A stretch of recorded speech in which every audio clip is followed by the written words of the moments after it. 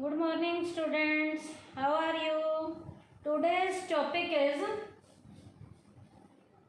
Public enterprises में आज हम करेंगे डिपार्टमेंटल अंडरटेकिंग। आज हम करेंगे डिपार्टमेंटल अंडरटेकिंग। इसे हम विभागीय उपक्रम कहते हैं। है क्या ये departmental undertaking? It refers to that public enterprises which is run as a part of a government department under the direction of the minister concerned।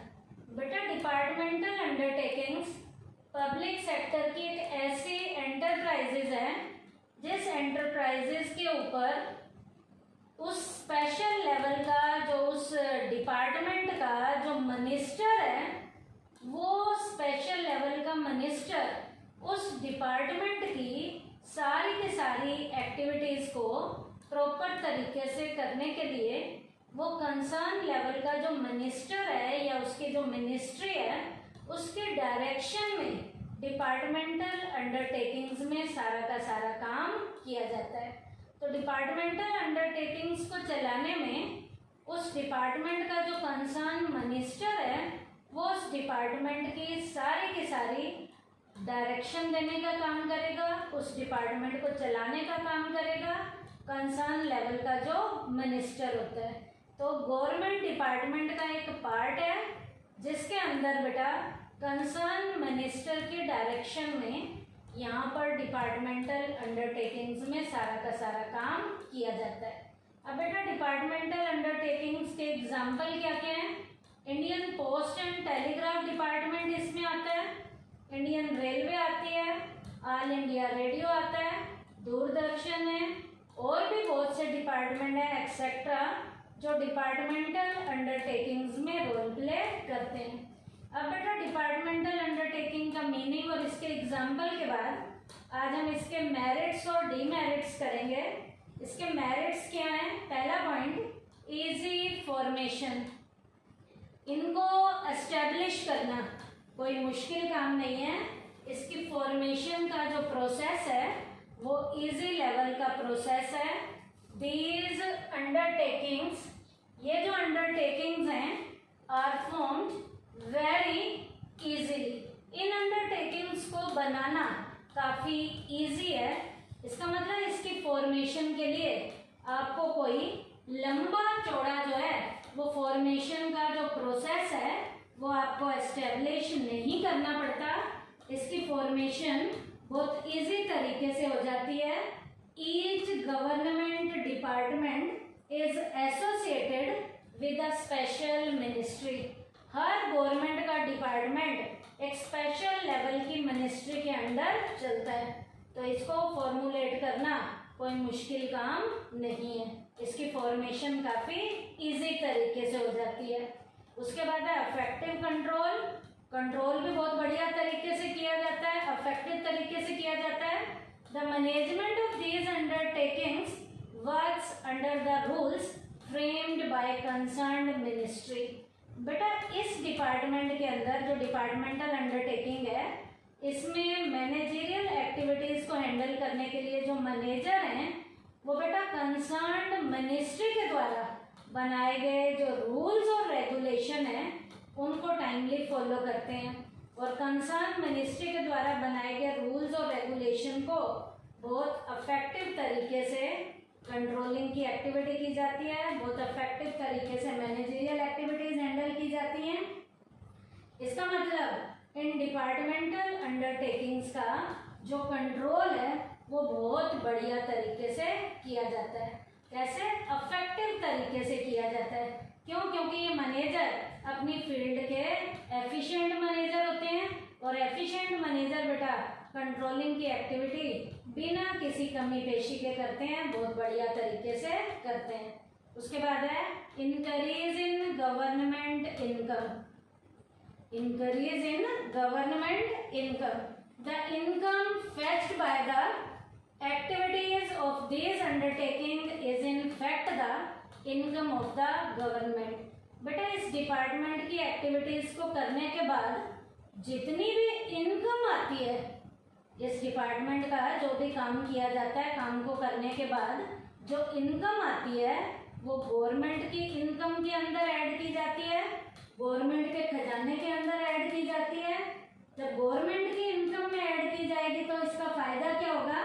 This earned income adds to the existing government income. इससे government की existing level की जो income है वो बढ़नी शुरू हो जाती है, क्योंकि इसकी जितनी भी अर्निंग आएगी उस अर्निंग को गवर्नमेंट के डिपार्टमेंट के खजाने में डाला जाएगा, और जब गवर्नमेंट के खजाने में डाला जाएगा तो गवर्नमेंट की इनकम भी इस डिपार्टमेंट की अर्निंग के बढ़ने से बढ़नी शुरू हो जाती है।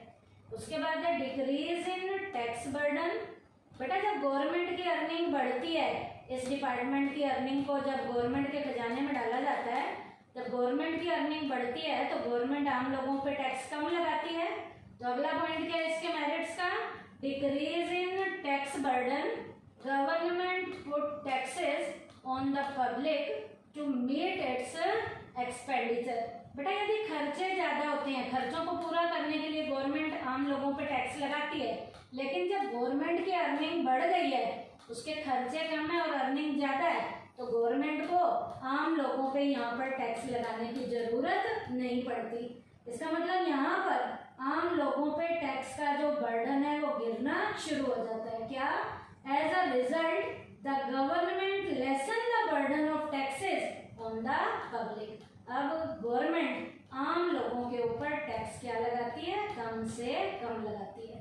तो जब गवर्नमेंट आम लोगों पे टैक्स कम लगाएगी तो आम लोगों पे टैक्स का बर्डन क्या होना शुरू हो जाएगा? कम होना शुरू हो जाएगा। तो ये पॉइंट क्या था? Decrease in tax burden. उसके बाद है इजी फाइनेंसिंग। पैसा भी इनके पास इजीली आ जाता है।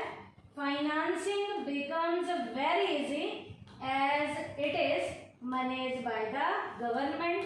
फाइनेंसिंग यहाँ पर बहुत इजी तरीके से, प्रॉपर तरीके से की जाती है, क्योंकि इन डिपार्टमेंट को हैंडल करने वाले जो मैनेजर्स होते हैं वो इनको बहुत प्रॉपर तरीके से हैंडल करते हैं।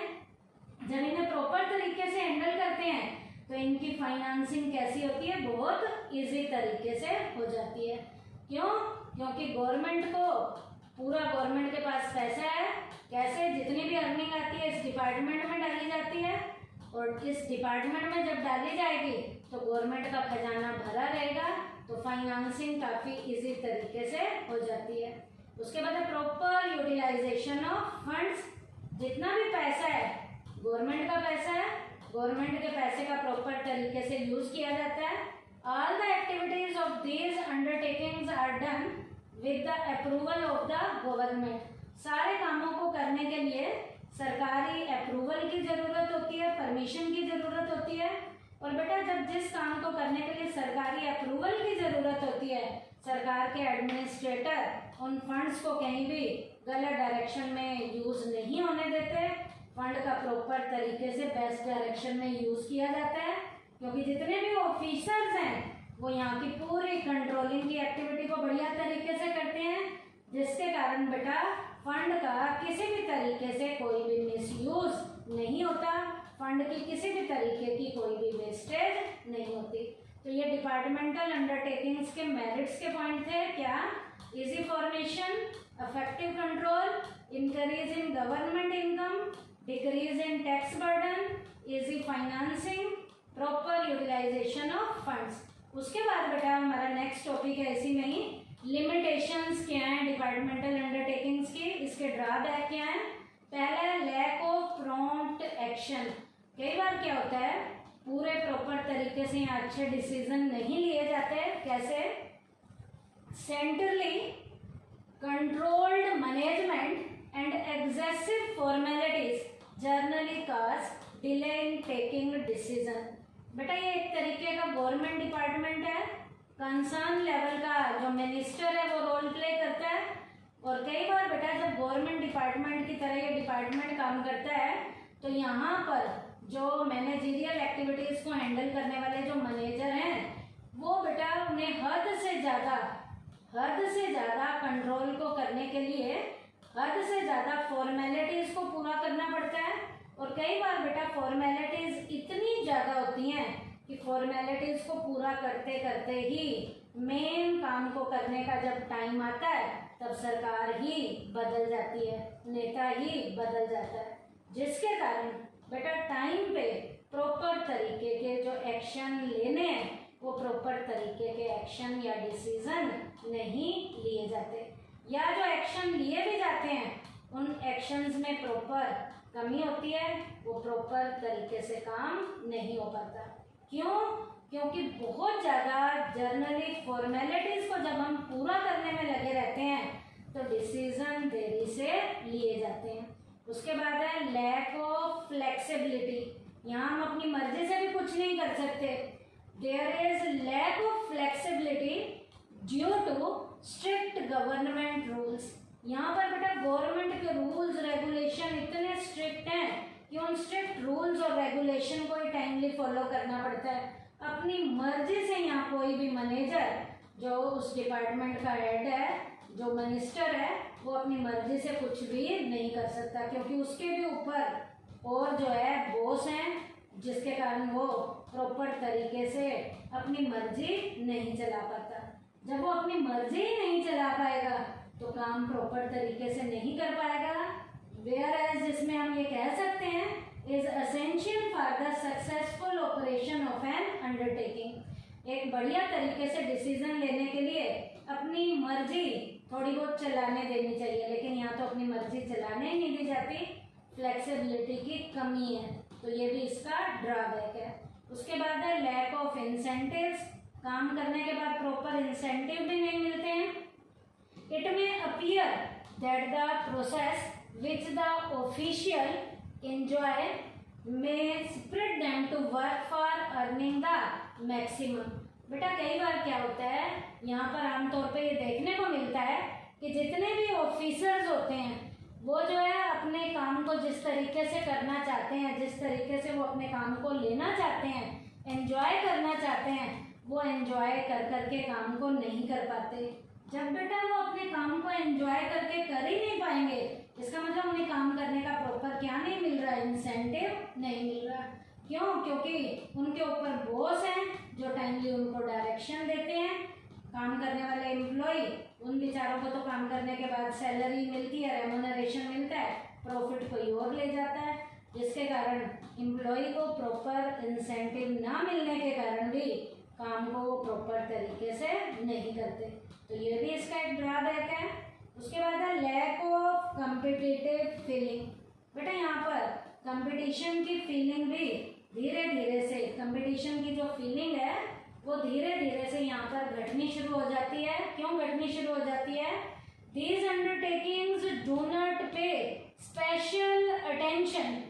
यहाँ पर बेटा स्पेशल अटेंशन भी नहीं दी जाती एम्प्लॉय को कि जो वो करना चाहते हैं, to ongoing losses for want of competitive feeling. बेटा ये डिपार्टमेंट इतने ज़्यादा लॉस में चल रहे होते हैं, जब बेटा प्रॉफिट में चल रहे हों तो यूनिट में कंपटीशन की फीलिंग आती है, और ये यूनिट बेटा लॉस में चल रहे होते हैं, जिसके कारण इनमें काम करने वाले जो एम्प्लॉई हैं उनके अंदर कंपटीशन की फीलिंग घटनी शुरू हो जाती है, क्योंकि इनको बहुत ज़्यादा लॉस मिल रहा होता है। घाटे में चल रही यूनिट के जो लोग हैं उनकी धीरे धीरे से जो कंपटीशन की फीलिंग है वो घटनी शुरू हो जाती है। उसके बाद है increase in tax burden. The burden of heavy losses of departmental undertakings on the government exchequer. बेटा क्या है, जब सरकार की अर्निंग ही यहाँ घटनी शुरू हो गई है, प्रॉफिट के बजाय लॉस मिलना शुरू हो गया है, तो इसका मतलब खजाना खाली होता जाएगा। जैसे जैसे खजाना खाली होगा लोगों के ऊपर टैक्स का बर्डन बढ़ना शुरू हो जाएगा। तो यहाँ पर प्रॉफिट के बजाय लॉस होने के कारण खजाना खाली हो जाता है, और खजाना जितना खाली होगा इसका मतलब हमारे खर्चे बढ़ रहे हैं, अर्निंग हमारी कम हो रही है। सरकार इस लॉस को कवर करने के लिए लोगों पे टैक्स बढ़ाने शुरू कर देती है। तो ये पॉइंट क्या था, इंक्रीज इन टैक्स बर्डन। उसके बाद है more political interference. These undertakings are run under the supervision of the concern ministry. इस डिपार्टमेंट को चलाने के लिए कंसर्न लेवल का जो मिनिस्टर है वो टाइमली इंटरफेयर करता रहता है, सारे काम उसकी इजाज़त से होते हैं, और वो पॉलिटिकल पार्टी का जो लीडर है ये इसके रोज रूटीन की एक्टिविटी में दखल अंदाजी करता है, जिसके कारण क्या होगा बेटा, वो अपनी प्रायोरिटी को, जो उसकी पार्टी है उसको ज़्यादा इम्पोर्टेंस देता है, अपने डिपार्टमेंट को, देश को ज़्यादा इम्पोर्टेंस नहीं देता। तो अपनी पार्टी को प्रायोरिटी देगा, अपने देश को प्रायोरिटी देनी बंद कर देता है। किसके कारण? क्योंकि उसका उस डिपार्टमेंट पे पॉलिटिकल लेवल का इंटरफियरेंस बढ़ना शुरू हो जाता है। उसके बाद है बेटा लास्ट पॉइंट इसके लिमिटेशन का, ड्रॉबैक का क्या है? Red tapism. रेड टेपिज्म होता है बेटा लाल फीताशाही, excessive paper work and the habit of not finishing the work on time. यहाँ पर बेटा क्या होता है, हद से ज़्यादा पेपर वर्क होता है और किसी भी काम को लोगों की यहाँ हैबिट बन गई है कि वो काम को टाइम पे ख़त्म नहीं करते हैं, जिसका रिजल्ट क्या होता है? रेड टेपिज्म यहाँ पर बढ़नी शुरू हो जाती है। क्यों? क्योंकि कोई भी फाइल जब टाइम पे कंप्लीट नहीं होगी, उस फाइल पे फाइल का बोझ बढ़ता जाएगा। इसका मतलब फाइल जो है इनकम्प्लीट फाइल है, उस इनकम्प्लीट फाइल के ऊपर लाल रंग का धागा बांध के उसे जो है स्टोर रूम में डाल दिया जाता है। इस तरीके से लाल फीते के बंधी हुई फाइलों पे फाइलों का बोझ बढ़ता जाता है, जिसे हम कहते हैं रेड टेपिज्म। तो रेड टेपिज्म जो है डिपार्टमेंटल अंडरटेकिंग की लिमिटेशन में आता है। तो लिमिटेशन के पॉइंट क्या क्या थे? Lack of prompt action, lack of flexibility, lack of incentives, lack of competitive feeling, increase in tax burden, more political interference, red tapism. तो आज के टॉपिक में हमने क्या किया बेटा? डिपार्टमेंटल अंडरटेकिंग का मीनिंग किया है, इसके एग्जाम्पल किए हैं, इसके मेरिट्स और डीमेरिट्स के पॉइंट किए हैं। मैं पॉइंट फिर से बता रही हूँ।